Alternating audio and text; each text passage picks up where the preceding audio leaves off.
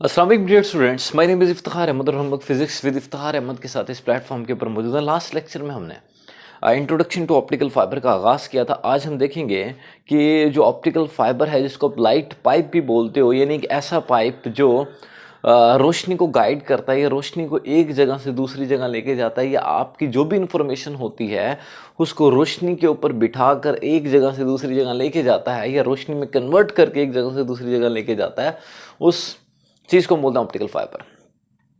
लेकिन sir, optical fibre में से लाइट अपनी मर्जी से नहीं जाती, बल्कि लाइट दो प्रोसेसेस को फॉलो करती हुई जाती है, दो प्रिंसिपल्स को फॉलो करती हुई जाती है। Number one is total internal reflection and number two is continuous refraction. बच्चों, आप सबको मालूम है, हम बारहा पढ़ चुके हैं, जब भी रोशनी एक मीडियम से दूसरे मीडियम में जाती है तो वो अपने ओरिजिनल रास्ते से हट जाती है। अगर डेंसर से रेयर मीडियम में जाएगी तो वो अवे फ्रॉम द नॉर्मल चली जाएगी, और अगर रेयर से डेंसर की तरफ को जाएगी तो वो टुवर्ड्स द नॉर्मल बैंड हो जाएगी। बैंड जरूर होगी। सर, बैंड क्यों होती है? बच्चों, इसकी वजह ये होती है कि हर मीडियम के अंदर लाइट की रफ्तार मुख्तलिफ है। ग्लास के अंदर लाइट की रफ्तार कुछ और है, और अगर हम बात करें एयर के अंदर रोशनी की रफ्तार कुछ और है। तो रोशनी की रफ्तार मुख्तलिफ होने की वजह से वो अपने ओरिजिनल रास्ते से बैंड हो जाती है। बिल्कुल वैसे ही है जैसे अगर आप हाई स्पीड के ऊपर आप रोड पे जा रहे हैं, स्मूथ रोड के ऊपर जा रहे हैं, और अचानक से आप जो है मोबाइल फ़ोन यूज़ कर रहे हैं बाइक पे जाते हुए, अचानक से आपको पता नहीं चलता, आप साथ जो रोड के बिल्कुल पास लेफ्ट पे जो रेत है आप उसकी तरफ को चले जाते हैं। तो जैसे ही आप रोड से रेत पर उतरेंगे तो आप क्या होगा, आपकी जो बाइक है वो इम्बैलेंस हो जाएगी और आपकी बाइक अपने ओरिजिनल रास्ते से डेविएट कर देगी। सर क्यों? क्योंकि स्मूथ रोड के ऊपर जो आपकी बाइक की रफ्तार है वो ओवर है, और अगर आप रेतीले इलाके पर चले जाएंगे तो वहां पर आपकी बाइक की रफ्तार कुछ हो रहा है। तो हर मीडियम के अंदर बाइक की रफ्तार मुख्तलिफ है। बिल्कुल इसी तरह लाइट की भी रफ्तार हर मीडियम के अंदर मुख्तलिफ है, और इस variation of speed of light की वजह से रोशनी अपने ओरिजिनल रास्ते से बैंड हो जाती है। अब बात ये है कि सर कितना बैंड करेगी, इसके लिए हम एक क्वांटिटी इस्तेमाल करते हैं, that is called as refractive index. Bending बताने के लिए कि ज़्यादा बेंडिंग होगी कम बेंडिंग होगी, हम लोग एक टर्म इस्तेमाल करते हैं, that is called as refractive index. What is refractive index? ये दो स्पीड्स की रेशो है। रिफ्रैक्टिव इंडेक्स को हम एन से शो करते हैं। ये क्या है? दो स्पीड्स की रेशो है। सर कौन सी? Speed of light in vacuum to the speed of light in glass, या कोई भी मीडियम कह लें, ठीक है। मिसाल के तौर पे आपको कहा जाता है कि रिफ्रैक्टिव इंडेक्स ऑफ ग्लास बताएं, तो आप एक काम करेंगे, ऊपर स्पीड ऑफ लाइट लिखेंगे इन वैक्यूम और नीचे स्पीड ऑफ लाइट लिखेंगे इन ग्लास। आपको कहा जाता है रिफ्रैक्टिव इंडेक्स ऑफ वाटर बताएं, तो आप क्या करेंगे, ऊपर स्पीड ऑफ लाइट लिखेंगे इन वैक्यूम और नीचे लिखेंगे स्पीड ऑफ लाइट इन, अगर वाटर की बात हो रही है तो वाटर लिख देंगे, ठीक है जी। अब सर ये जो ऊपर वाला सी है ये तो कांस्टेंट है, 3 × 10⁸ मीटर पर सेकंड। ये इक्वल और कांस्टेंट दोनों को हटा दें तो साइन ऑफ प्रोपोर्शनैलिटी आ जाएगा। तो रिफ्रैक्टिव इंडेक्स का speed of light in medium के साथ इन्वर्स ताल्लुक आ रहा है। इसका मतलब सर ये हुआ कि जिस मीडियम में रोशनी की रफ्तार कम होगी उसका रिफ्रैक्टिव इंडेक्स इतना ज्यादा होगा। सर एन हमें कैसे बताता है कि बेंडिंग कितनी होगी? बच्चों, जिन मीडियम्स का एन ज्यादा होता है, रिफ्रैक्टिव इंडेक्स ज्यादा होता है, तो वहां पर बेंडिंग भी ज्यादा होती है, और जिन मीडियम्स का रिफ्रैक्टिव इंडेक्स कम होता है तो वहां पर बेंडिंग कम होती है। तो एन की मदद से हम जान सकते हैं कि बेंडिंग कितनी होगी। अगली बात बच्चों ये है कि स्पीड ऑफ लाइट एयर में वाटर से ज्यादा होती है, और वाटर में स्पीड ऑफ लाइट ग्लास से ज्यादा होती है, और ग्लास में स्पीड ऑफ लाइट डायमंड से ज्यादा होती है। तो सर स्पीड ऑफ लाइट का एन के साथ कैसा ताल्लुक है? इनवर्स। जो हमारे पास रिलेशन स्पीड्स का आ रहा है, एन का रिलेशन बिल्कुल उसका उलट होगा। यानी speed of light in air सबसे ज्यादा थी तो रिफ्रैक्टिव इंडेक्स एयर का सबसे कम होगा, ठीक है। यानी जो आपके पास इनइक्वालिटीज आपने यहां इस्तेमाल किया उनको उल्टा दें तो वो हमारे पास इनइक्वालिटीज बन जाएंगी रिफ्रैक्टिव इंडेक्स की। ये चीज जरूर याद रखिएगा, एंटी टेस्ट के पॉइंट ऑफ व्यू से इंपॉर्टेंट है। अब सर हमने कहा कि फाइबर ऑप्टिक प्रिंसिपल्स में वो दो हैं, एक टोटल इंटरनल रिफ्लेक्शन और कॉन्टिन्यूस रिफ्लेक्शन। आज का जो हमारा टॉपिक है deals with total internal reflection. Total internal reflection के लिए दो बुनियादी शराइत है। नंबर वन ये है कि लाइट डेंसर से रेयर की तरफ को जाए। शर्त नंबर दो, जो एंगल ऑफ इंसिडेंस है उसको क्रिटिकल एंगल से ज्यादा होना चाहिए। ये क्या चीजें हैं दोनों, मैं आपको बता देता हूं। फर्ज करें ये जो आपको नजर आ रहा है ना नीचे की तरफ को, इस हॉरिजॉन्टल लाइन से नीचे, ये सारे का सारा ग्लास है या वाटर है या प्लास्टिक है, ये कोई भी डेंसर मीडियम है, ये कोई भी डेंसर मीडियम है और इसका रिफ्रैक्टिव इंडेक्स N1 है। और ये हॉरिजॉन्टल लाइन के ऊपर वाला रीजन, ये सारे का सारा ये आपके पास एयर है। ठीक है, एयर मतलब सर रेयरर मीडियम, और आपको पता है डेंसर और रेयरर रिलेटिव होते हैं। मिसाल के तौर पे एयर रेयरर है वाटर के लिहाज से, वाटर रेयरर है ग्लास के लिहाज से, ग्लास रेयरर है हमारे पास डायमंड के लिहाज से। तो बच्चों नीचे डेंसर है, ऊपर रेयरर है, और ये दो मीडियम्स को सेपरेट करने वाली बाउंड्री है, ये इंटरफेस है, ये आपके पास इसको इंटरफेस या बाउंड्री कहते हैं। यानी ऊपर सारी एयर नीचे सारा ग्लास, और ये boundary separating the two medias, दो मीडियम्स को सेपरेट करने वाली बाउंड्री है। ये जो आपको वर्टिकल लाइन नजर आ रही है 90 के एंगल पे, ये वर्टिकल लाइन, इसको बोलते हैं नॉर्मल। ये हमारे पास बच्चों नॉर्मल है। अब एक काम करते ये हैं टोटल इंटरनल रिफ्लेक्शन को समझने के लिए कि लाइट कैसे कैद हो जाती है फाइबर के अंदर। हम एक काम करते हैं, ये ब्लैक वाली लाइट रे भेज रहा हूं मैं। अब देख सकते हैं मैं डेंसर से भेज रहा हूं किसकी तरफ, रेयरर की तरफ, यानी एयर की तरफ। ये एक लाइट रे भेज रहा हूं। लाइट रे जिस पॉइंट पर पड़ेगी इसको बोलते हैं पॉइंट ऑफ इंसिडेंस। लाइट रे जो है वो जाना चाह रही थी सीधा, हम ये इमेजिन कर रहे थे कि लाइट जो है बिल्कुल सीधी गुजर जाएगी, लेकिन जैसे ही वो डेंसर से रेयरर में दाखिल होगी तो वो बैंड होगी। सर किस तरफ को, नॉर्मल की तरफ को नहीं गई, बल्कि वो नॉर्मल से अवे बैंड हो गई है।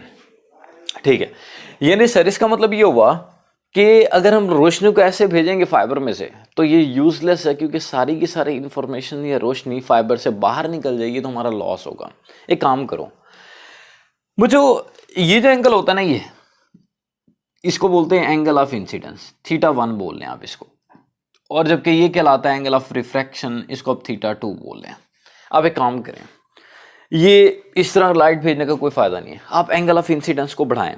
तो मैं एक काम करता हूँ, एंगल ऑफ इंसिडेंस को बढ़ा देता हूँ। अब मैं ये ब्लू वाली रे भेजता हूँ। अगर आप देखें इसका एंगल ऑफ इंसिडेंस मैंने बढ़ा दिया, बढ़ाकर कितना कर दिया, फर्ज करें θ1 डैश कर दिया। अब क्या होगा, जैसे मैंने एंगल ऑफ इंसिडेंस बढ़ाया तो एंगल ऑफ रिफ्रैक्शन बढ़कर 90 हो गया। तो angle of incidence for which angle of refraction become 90 degree is called as critical angle. Angle of incidence जिसके ऊपर एंगल ऑफ रिफ्रैक्शन 90 हो जाता है उसको बोलते हैं क्रिटिकल एंगल। पहली बात यह है कि क्रिटिकल एंगल हमेशा डेंसर मीडियम में बनता है।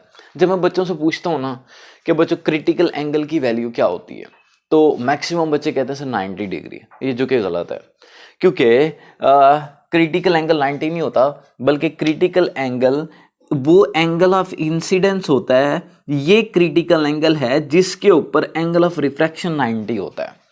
ठीक हो गया सर ये रोशनी कहाँ है बच्चों, ये रोशनी जो है ना, ये आप देख सकते हैं यहाँ से ये लाइट रे गई और ये इसके बाद ये दोनों की बाउंड्री के पैरेलल चलना शुरू कर देगी, ये इंटरफेस में से चलना शुरू कर देगी। ठीक है, हम ये भी नहीं चाहते कि लाइट इंटरफेस या बाउंड्री पर चले, तो हम क्या चाहते हैं, हम चाहते हैं कि लाइट जो है ना, अगर फाइबर में ग्लास का बना हुआ है, शीशे का बना हुआ है, तो वो लाइट जो है वो शीशे में से ट्रैवल करती हुई आगे चली जाए।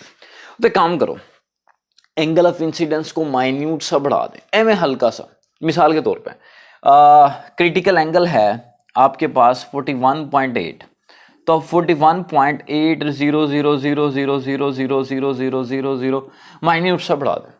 जैसे ही आप एंगल ऑफ इंसिडेंस को थोड़ा सा और बढ़ाएंगे, अब क्या होगा, अब ये जो बाउंड्री है ना, दो मीडियम्स को सेपरेट करने वाली बाउंड्री, अब ये मिरर का काम करेगी।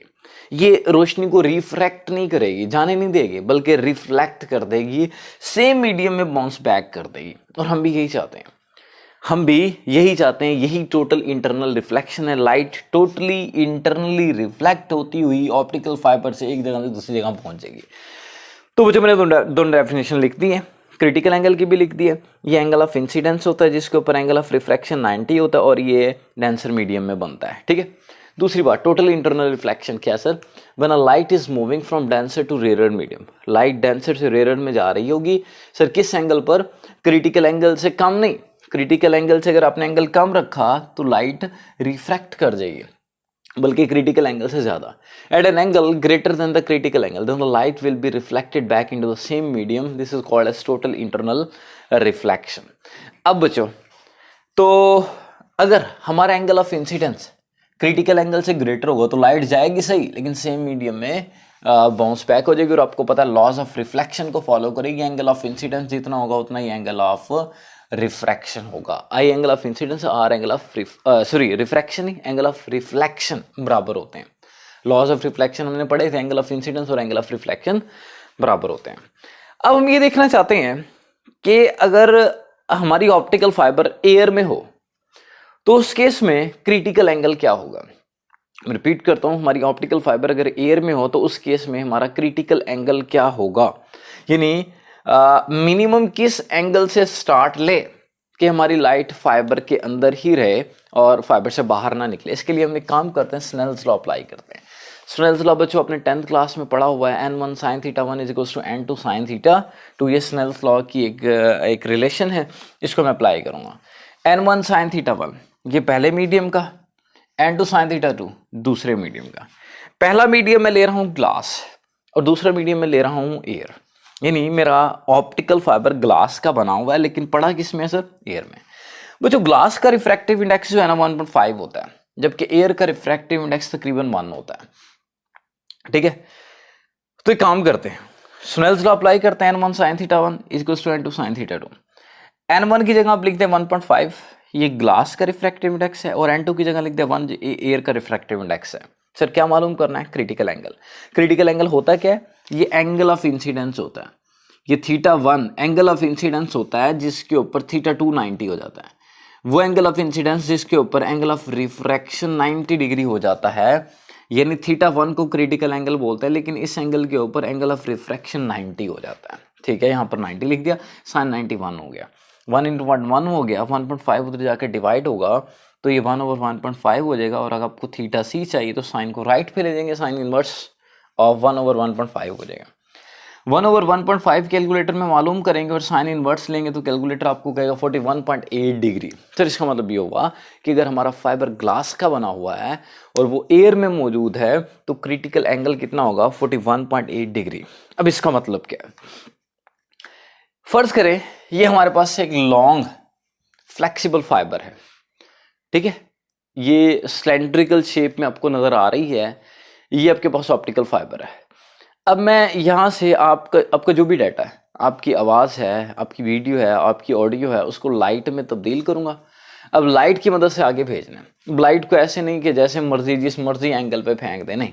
अभी आपने देखा है कि अगर आपने एंगल क्रिटिकल एंगल से कम रखा तो लाइट बाहर चली जाएगी, यानी यहाँ से रोशनी बाहर चली गई तो वो तो लॉस है, आगे नहीं जा पाएगी। फर्ज करें मैंने एक लाइट रे फेंकी, ये ब्लैक वाली, आप देख सकते हैं इस पॉइंट पर, ये पॉइंट ऑफ इंसिडेंस है, और ये जो वर्टिकल लाइन नजर आ रही है नॉर्मल है। ये जो एंगल है इसको बोलेंगे एंगल ऑफ इंसिडेंस। अगर आप देखें ये एंगल ऑफ इंसिडेंस मैंने 41.8 डिग्री से कम रखा। फर्ज करें मैंने रखा है 30 डिग्री, इमेजिन कर लें, तो क्रिटिकल एंगल से कम है ना, 41.8 डिग्री से कम है, तो क्या होगा? लाइट रिफ्लेक्ट नहीं करेगी बल्कि रिफ्रैक्ट हो जाएगी, बाहर चली जाएगी। ये बाहर चली गई तो हमारा लॉस कहलाएगा। तो सर क्या करें? एंगल ऑफ इंसिडेंस बढ़ा दो। आप एंगल ऑफ इंसिडेंस को बढ़ा के 41.8 था ना, आप क्रिटिकल एंगल था 41.8, तो आप करते हैं जनाब 42 करते हैं।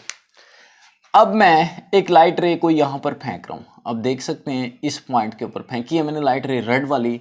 अब ये जो एंगल है इस एंगल से ज़्यादा रखा है, फर्ज करेंगे रखा है मैंने 42 डिग्री। अब 42 डिग्री क्या है? क्रिटिकल एंगल से ज़्यादा है, और हमने कहा था जब angle of incidence critical angle से ज़्यादा हो तो लाइट क्या करेगी? टोटली इंटरनली रिफ्लेक्ट होके यहाँ पड़ेगी, यहाँ पर पड़ेगी तो फिर क्या होगा सर? फिर बच्चों ये एंगल 42 डिग्री होगा। यहाँ अगर 42 पे पड़ी है तो यहाँ पर भी 42 होगा, यहाँ पर भी 42 होगा, और इसी तरह वो इसी एंगल को फॉलो करती हुई टोटली इंटरनली रिफ्लेक्ट होती जिगजैग मैनर से यहाँ से डेस्टिनेशन तक पहुँच जाएगी। इसी तरह एक और लाइट रे है, ये ब्लू वाली, इस पॉइंट पर पड़ रही है, ये नॉर्मल है और ये एंगल ऑफ इंसिडेंस है। फर्ज करें एंगल ऑफ इंसिडेंस है 60 डिग्री, इमेजिन कर लें, तो ये भी क्रिटिकल एंगल से ज़्यादा है। ये लाइट रे भी टोटली इंटरनली रिफ्लेक्ट होती हुई लॉज ऑफ रिफ्लेक्शन को ओबे करती हुई सोर्स से डेस्टिनेशन तक पहुंच जाएगी। एक और लाइट रे बच्चों आपको दिखाता हूं मैं, दैट इज हॉरिजॉन्टल वन, इसको बोलते हैं एक्सियल रे। ये फाइबर के एक्सिस के अलॉन्ग हरकत करती है, बिल्कुल सीधी जाएगी।